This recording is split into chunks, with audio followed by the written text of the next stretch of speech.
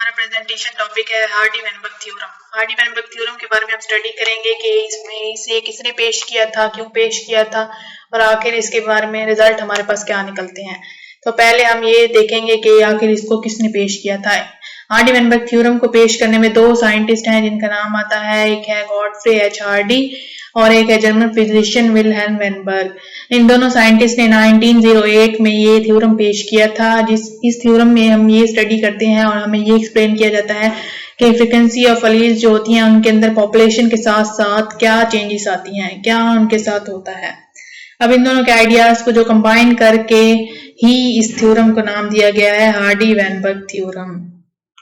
इसके बाद है हमें इसकी तारीफ हमारे सामने आती है। इसकी तारीफ क्या है? If certain assumptions are met. अब जो अजम्पशन हम आगे पढ़ेंगे, अगर वो वाले अजम्पशन पूरे के पूरे उतरते हैं तो evolution will not occur because the allelic frequencies will not change from generation to generation. अगर ये वाले अजम्पशन जो हम आगे पढ़ेंगे ये अगर पूरे उतरते हैं तो फिर एक पॉपुलेशन के अंदर जनरेशन टू जनरेशन एवोल्यूशन नहीं होगी, जिसके अंदर एलेलिक फ्रीक्वेंसीज फिर चेंज नहीं होंगी। फिर हो सकता है, हालांकि even thaw the specific mixing of alleles in individuals में वेरी, लेकिन ये हो सकता है कि एक इंडिविजुअल्स से दूसरे इंडिविजुअल्स तक जो अलील हो, स्पेसिफिक मिक्सिंग ऑफ अलील जो हो वो हो सकती है चेंज। आगे हम पढ़ते हैं इसके assumption जिनका हमने अभी तारीफ में जिक्र किया है। वो कौन कौन से assumptions हैं? इनमें 4 assumption है जिनका नाम आता है population size, mating, no migration and mutation. अब इन सब चारों को हम बारी बारी पढ़ेंगे कि ये इनमें क्या हमें बताया गया है। पहला assumption है पॉपुलेशन साइज। अब इस थ्योरम के मुताबिक ये होना चाहिए कि पॉपुलेशन साइज जो लार्ज होना चाहिए। पॉपुलेशन साइज क्यों लार्ज होना चाहिए? पॉपुलेशन साइज लार्ज होगा तो अगर कोई भी ड्रास्टिक चेंजेस या एनवायरमेंटल चेंजेस या फूड शॉर्टेज या कोई और एनवायरमेंटल टेम्परेचर या कोई और भी फैक्टर हो जो कि इफेक्ट करे अगर एक इंडिविजुअल्स पे या पॉपुलेशन पे, तो फिर उसकी वजह से जीन की फ्रीक्वेंसी चेंज ना हो।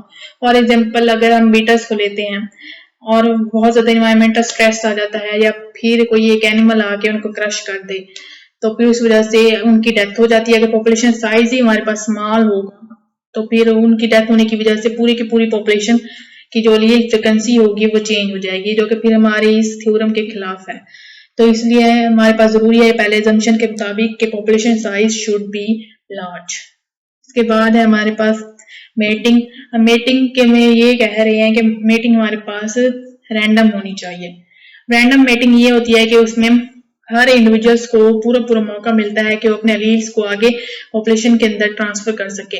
जबकि अगर नॉन रैंडम मेटिंग इसके अंदर हो तो उसमें सिर्फ स्पेसिफिक इंडिविजुअल्स ही होते हैं जिनको मौका मिलता है कि वो अपने अलील्स को आगे ट्रांसफर कर सके।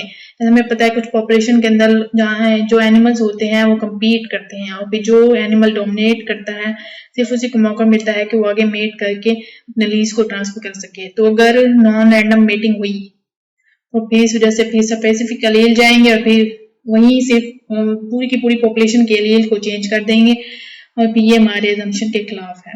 इसलिए हमारे पास जो मेटिंग हो वो रैंडम होनी चाहिए। इसके बाद है नो माइग्रेशन। अगर इंडिविजुअल्स जो हैं वो एक जगह से दूसरी जगह ट्रांसफर कर जाते हैं या माइग्रेट कर जाते हैं या शिफ्ट हो जाते हैं तो इस वजह से वो अपने साथ उस अलील को ले जाएंगे और अगर वो अलील इस पॉपुलेशन से खत्म हो जाएगा तो फिर एक पूरी पॉपुलेशन की जो जीन फ्रीक्वेंसी होगी वो चेंज हो जाएगी। इसी तरह से अगर कोई और इंडिविजुअल जो है वो बाहर से किसी और पॉपुलेशन से न्यू इस पॉपुलेशन के अंदर आ जाता है तो अपने साथ न्यू अलील और न्यू जीन फ्रीक्वेंसी ले आएगा, जिसकी वजह से पूरी पॉपुलेशन की फ्रीक्वेंसी चेंज हो जाती है। तो इसलिए हमारे पास जरूरी है कि माइग्रेशन ना हो।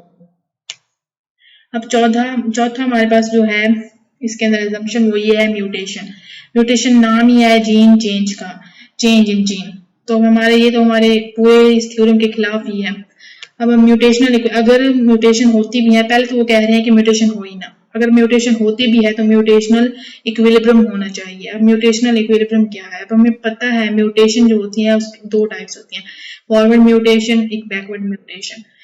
तो अगर एक एनिमल ऐसा है पॉपुलेशन के अंदर, एक अलील या एक एनिमल इंडिविजुअल ऐसा है जो फॉरवर्ड म्यूटेशन करके एक वाइल्ड टाइप से म्यूटेंट टाइप में जा रहा है, तो एक दूसरा इंडिविजुअल ऐसा होना चाहिए जो फिर बैकवर्ड म्यूटेशन करके वाइल्ड टाइप से म्यूटेंट टाइप से फिर वाइल्ड टाइप में आ जाए। तो इस तरह से एक म्यूटेशनल इक्विलिब्रियम एग्जिस्ट हो जाती है, क्योंकि वो एक दूसरे को क्रॉस कर जाते हैं, एक दूसरे के इफेक्ट को क्रॉस करते हैं, तो फिर एक म्यूटेशन इक्विलिब्रियम एग्जिस्ट हो जाती है। और इस तरह से कोई चेंज नहीं आता इस पॉपुलेशन के जीन की फ्रीक्वेंसी के अंदर। अब इसके बाद है हमारे पास आउटरो, इसके पूरे के पूरे इसको समराइज करेंगे हम, हमने क्या पढ़ा है क्यों। अब ये अजम्पशन जो हमने पढ़ी है ये काफी रिस्ट्रिक्टिव है, क्योंकि हो ही नहीं सकता कि एक पॉपुलेशन के अंदर एक वक्त में ये चारों के चारों चेंजेस हो जाएं और एक ही वक्त में ये चारों के चारों अजम्पशन जो है पूरी की पूरी उतरे। तो क्योंकि कोई ना कोई एक अजम्पशन ऐसी होती है जो कंप्लीट होने से रह जाती है, तो इस तरीके से फिर हमारे पूरा थ्योरम ये अप्लाई नहीं होगा। लेकिन हार्डी-वेनबर्ग थ्योरम ने एक बहुत थ्योरेटिकल फ्रेमवर्क हमें दिया है, जिसकी वजह से हम जान सकते हैं कि या फिर एग्जामिन कर सकते हैं जो चेंज इन फ्रिक्वेंसी होती हैं उनके पॉपुलेशन के अंदर, उनको हम एग्जामिन कर सकते हैं। तो इस तरह से हमें पता चल जाता है कि अगर कोई भी एक डिजीज कासिंग अलील आ जाता है तो फिर हम उसको एग्जामिन और डिटरमिन कर सकते हैं इस थ्योरम की वजह से।